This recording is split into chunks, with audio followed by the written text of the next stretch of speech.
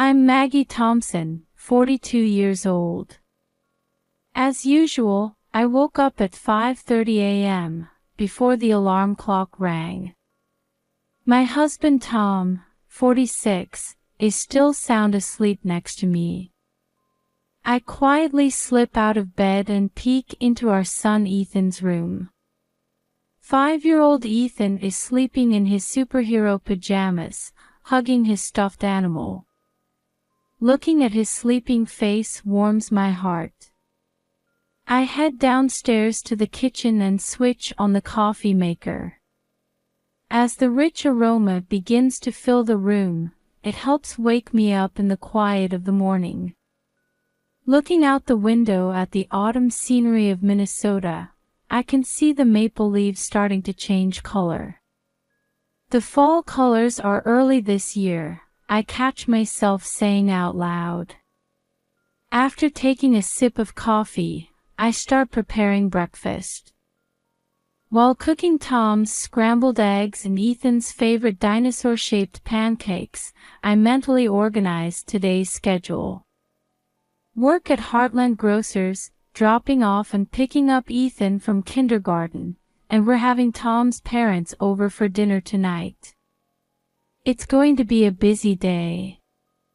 My job in the deli department at Heartland Grocers, where I've worked for over 10 years, is my pride and joy. I love chatting with customers while serving food made with care. Just as breakfast is ready, I hear Ethan's little footsteps coming down the stairs. "Good morning, Mama," he says with a sleepy but smiling face. "Good morning, sweetie.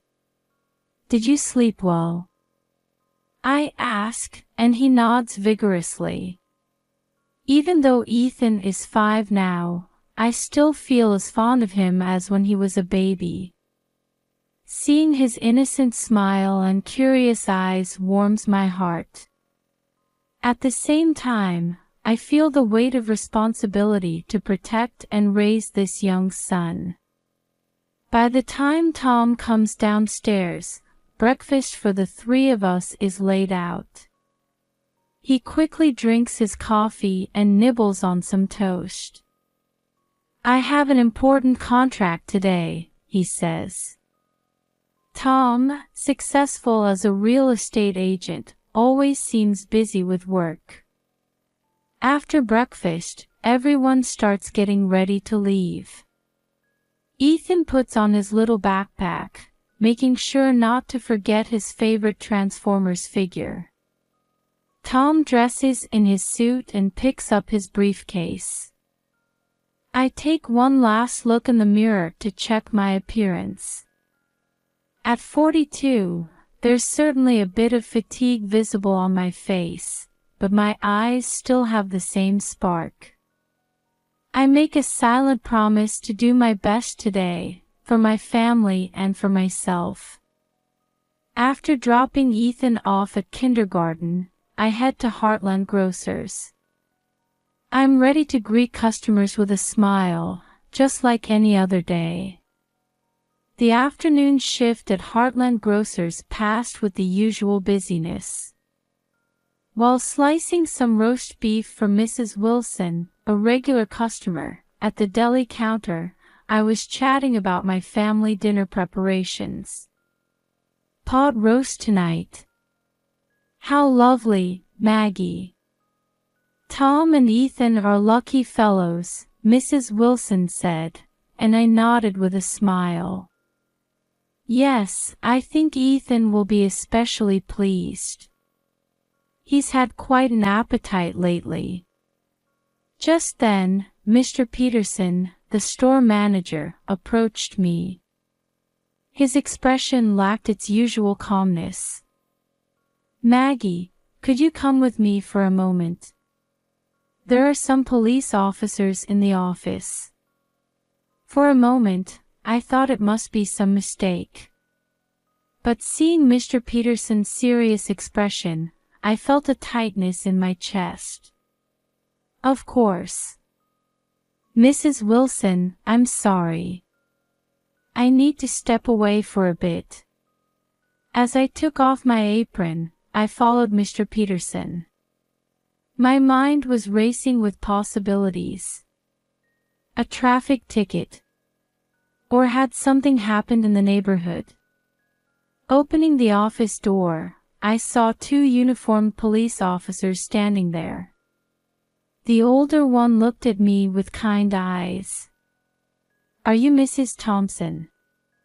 "Yes, I am." I could hear the tremor in my voice. The younger officer took a deep breath before he started speaking. "I'm afraid we have some difficult news about your son, Ethan." At that moment, it felt like the world had stopped. The officer's words seemed to come from far away, slowly reaching me. "He was found, deceased, in your car." It took me a moment to understand the meaning of those words. What? What do you mean? "Ethan should be at kindergarten." The older officer quietly continued the explanation. "Your car was parked in the supermarket parking lot. A passerby noticed something was wrong and called it in." In my mind, I flashed back to the morning. After dropping Ethan off at kindergarten, I had come here to work. How could he be in my car? But that's impossible. I dropped my son off at kindergarten. He should be there right now. My voice sounded unusually calm, even to my own ears. But inside, fear and confusion were swirling. The officers looked at me with sympathetic eyes. "Mrs. Thompson, we understand how you feel. But if we could just confirm, did you definitely drop your son off at kindergarten this morning?" That question made something crumble inside me. I quickly took out my phone and, with shaking hands, dialed my mother's number. "Mom, where's Ethan right now?" My mother's voice came back calmly. "What are you talking about, Maggie? Ethan's right here. He's having his snack." The moment I heard those words, my legs gave out. The officers rushed to support me. "Mrs. Thompson, are you all right?" I took a deep breath and regained a bit of composure. "Officers, there seems to be some mistake. I just confirmed with my mother that my son is safe." The officers looked confused. "But the child found in the car." At that moment, a terrible thought crossed my mind. Tom's unusual behavior lately, and the conversation with my friend Linda. "Excuse me, could you tell me the characteristics of the car?" When the officer answered, it was indeed my car. But Tom had borrowed it this morning, saying it was so closer to the office. With a shaking voice, I said, "Officers, please check again. That child might not be my son." After the police officers left to reconfirm, I sat in the office chair, holding my head in my hands. My heart was pounding, and my hands were shaking. "Tom, what on earth happened?" Mr. Peterson gently placed a hand on my shoulder and said, "Maggie, don't you think you should go home?" I nodded weakly and stood up. On the way home, my mind was in chaos.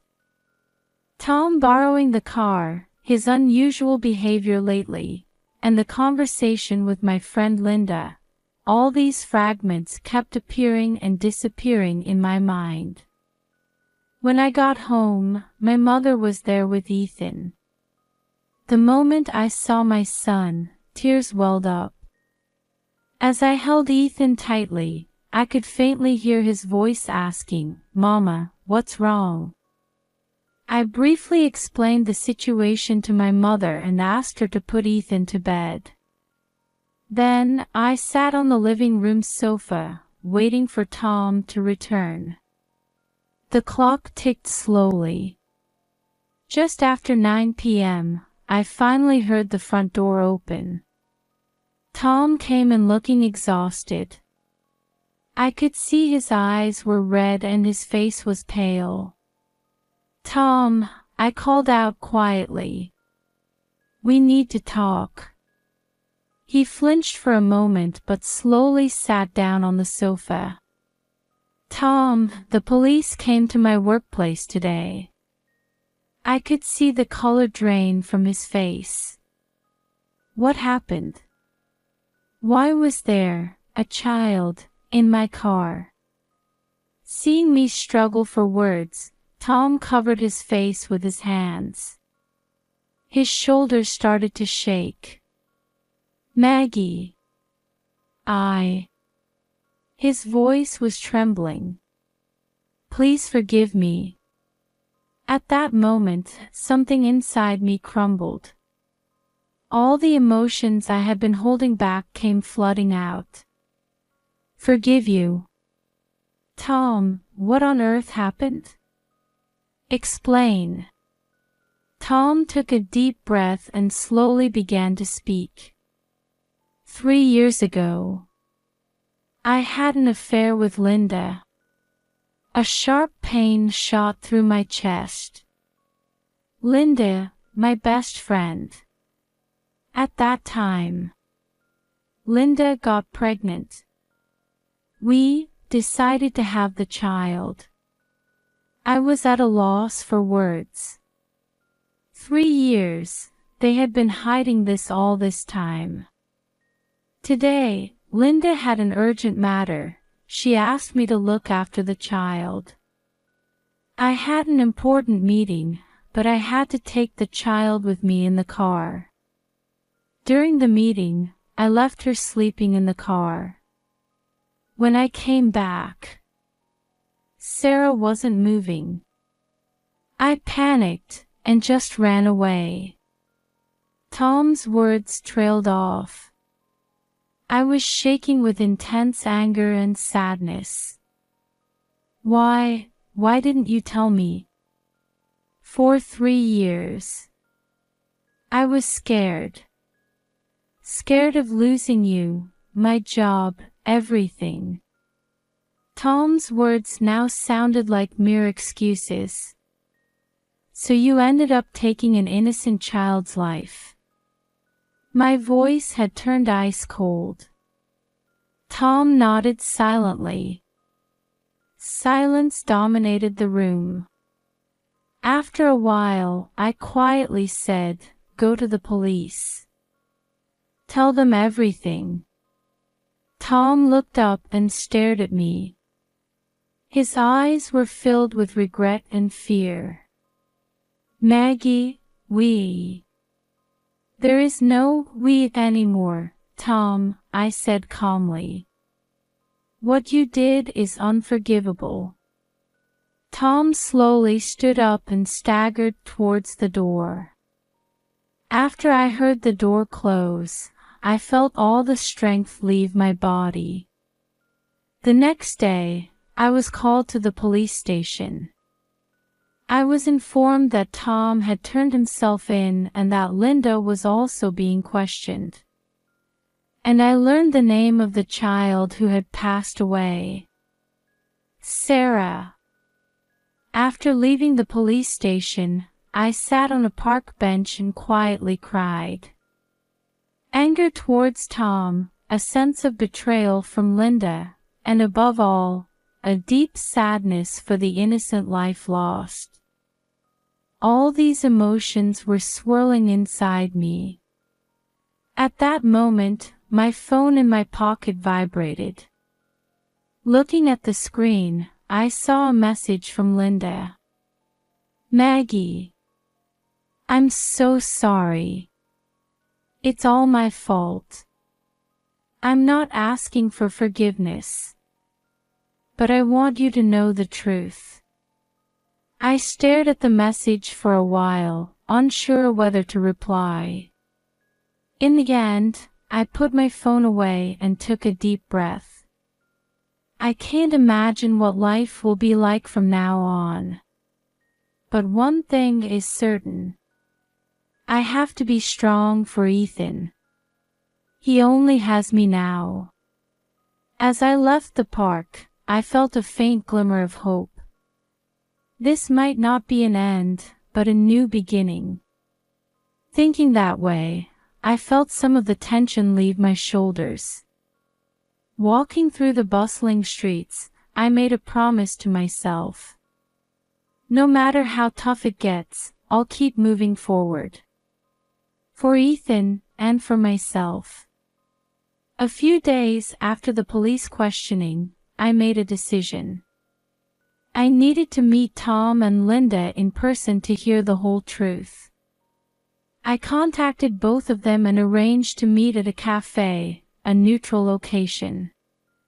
On a chilly autumn day, I arrived at the cafe early and sat by the window. Clutching a hot coffee in my hands, I waited for the two to arrive. Tom appeared first. His face showed clear signs of fatigue and regret. A few minutes later, Linda arrived.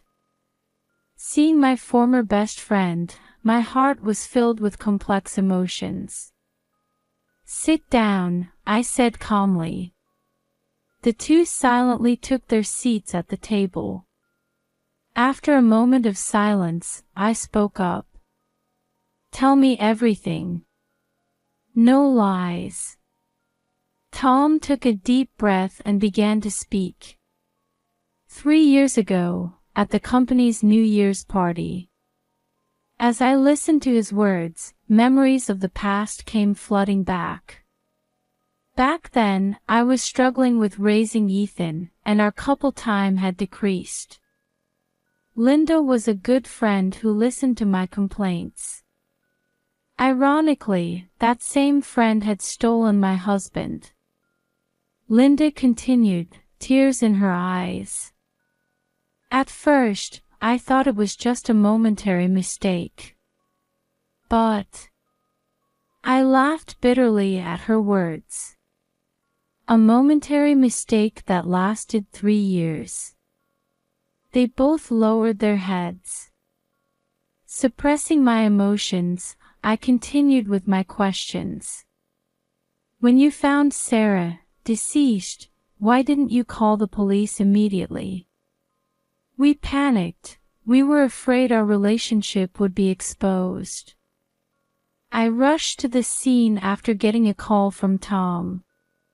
But it was already too late. "So you both just ran away, leaving the child's body there?" "Yes, it was the worst decision we could have made. Our minds went blank, we couldn't think straight." "I can't believe it. Do you think such cruel actions can be forgiven? An innocent child's life was taken. Why didn't you tell anyone? Why didn't you tell me?" Tom answers, "I was scared. Scared of losing everything. And as a result, an innocent life was lost." My voice echoed coldly. Linda let out a sob. "Sarah, she was everything to me." Hearing that name sent a sharp pain through my heart. Sarah, a young life robbed of its right to live. Do you too understand how many people you've hurt with your selfish actions? My voice rose slightly. Other customers in the cafe were glancing our way. But now wasn't the time to worry about that. "Maggie, we're truly sorry," Tom started to say, but I raised my hand to stop him. "It's too late. Words of apology won't change anything." Linda, sobbing, says, "We're not asking you to forgive us. But forgive I laughed sarcastically. We're not at that stage yet. It will take time. Finally, I stared at both of them intently. What do you plan to do now? Tom answers, I'll take full responsibility. I'll probably go to prison. Linda nodded too. I need to atone for my sins. I sighed deeply. Yes. That might be the only thing you can do now. Before standing up, I left them with some final words. Don't ever appear in front of me again. For Ethan's sake too. As I left the cafe, I felt the burden in my chest lighten a little. Learning the truth was painful, but I think it's the first step towards a new life. A year has passed since then. Tom was charged and is serving his sentence in prison. I heard that Linda moved to another state. Ethan and I have started a new life as a single-parent family in a new home. It was tough at first, but with the support of those around us, we're slowly moving forward. At Heartland Grocers, I was promoted to manager, taking on a more responsible position. Balancing work and parenting is challenging, but seeing Ethan's smile makes all the fatigue disappear. The other day, we celebrated Ethan's 6th birthday. As I watched my son blow out the candles on his cake, I nearly burst into tears. I'm filled with gratitude that we can spend such happy moments together after overcoming such difficult experiences. The future is still uncertain, but I have the courage to move forward one step at a time. Walking this new path of life with Ethan, that is my hope and happiness now.